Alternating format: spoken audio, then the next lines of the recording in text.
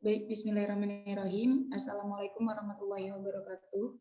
Kepada yang terhormat Bapak Bayu Adirianto MSI selaku dosen pengampu mata kuliah produksi benih tanam dan teman-teman sekalian.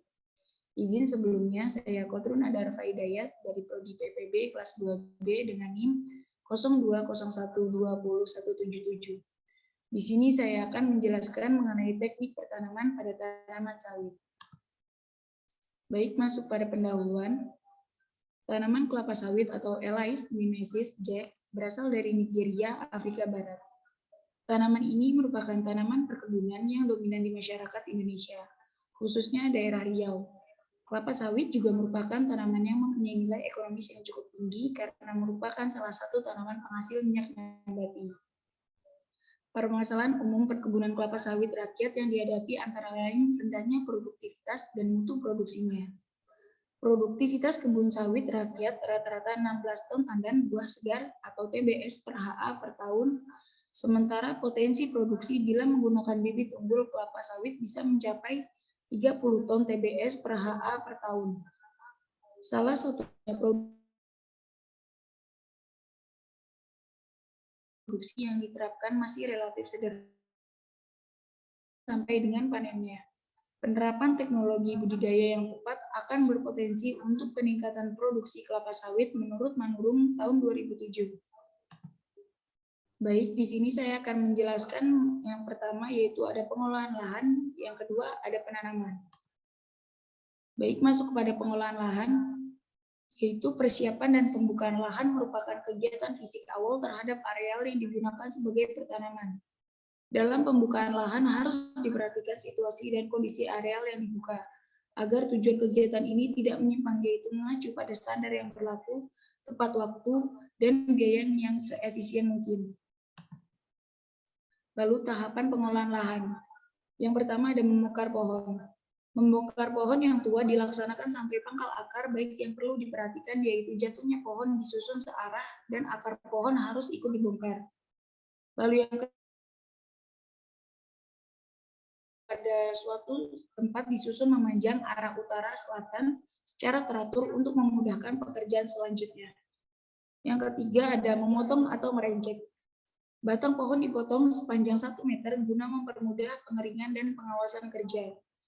Yang keempat, semprot ilalang. Pekerjaan ini dilakukan agar areal bebas terhadap guna. Herbisida yang digunakan yaitu Roundup 0,3 liter per HA.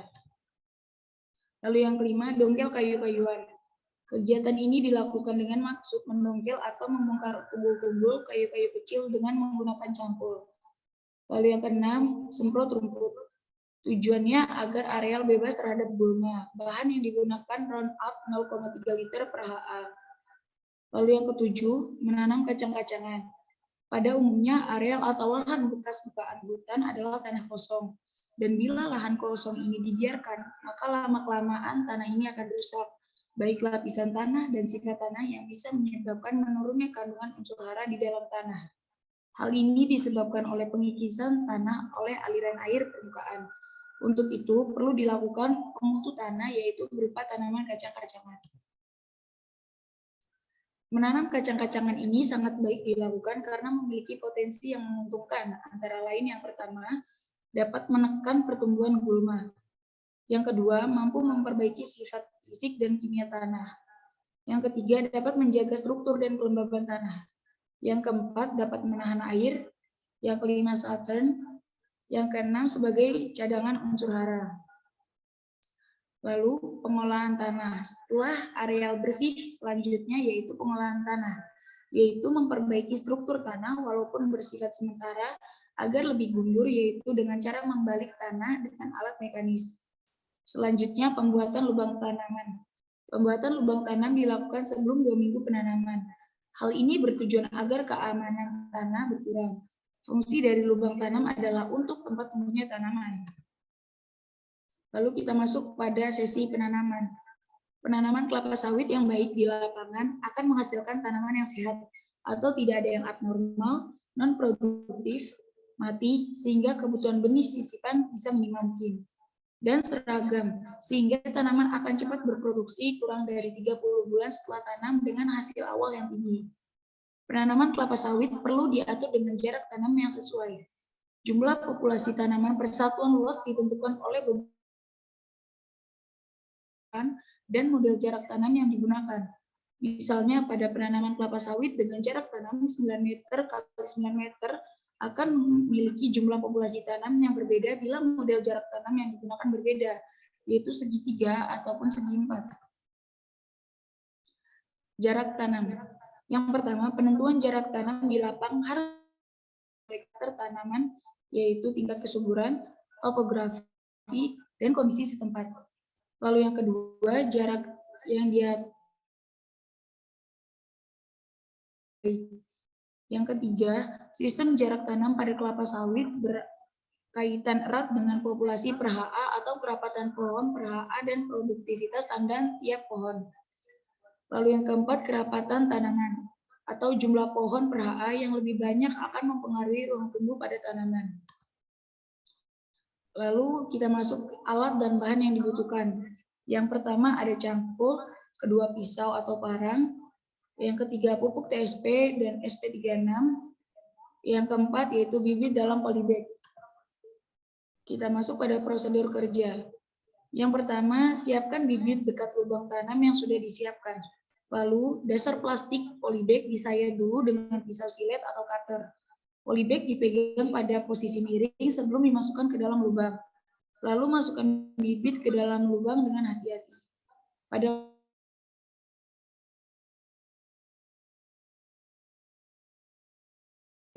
Setelah letak bibit betul-betul tegak, sisi polybag disayat dari bawah ke atas dengan hati-hati meneruskan sayatan di dasar polybag. Lalu plastik polybag ditarik ke atas perlahan-lahan. Perhatikan agar tinggi tanah dalam polybag sama dengan tanah di luar. Lalu yang ketiga, masukkan topsoil sampai pertengahan lubang tanam. Lalu subsoil dan topsoil padatkan dengan alu atau kaki. Jika diinjak dengan kaki, harus dilakukan dengan hati-hati agar tidak memecahkan tanah dalam polybag. Kemudian masukkan separuh dari pupuk lubang yang masih tersisa, TSP atau SP36 sebanyak 250 gram ke dalam lubang tanaman. Yang keempat, kemudian masukkan tanah bagian dalam subsoil sampai di atas lubang. Lalu padatkan tanah urgan di sekeliling subsoil dan topsoil tanah polybag dengan menggunakan kaki atau alu sehingga keadaan tegak bibit yang ditanam benar-benar tegak dan kokoh. Yang kelima, ratakan tanah melingkar atau circle di sekeliling tanaman dengan menggunakan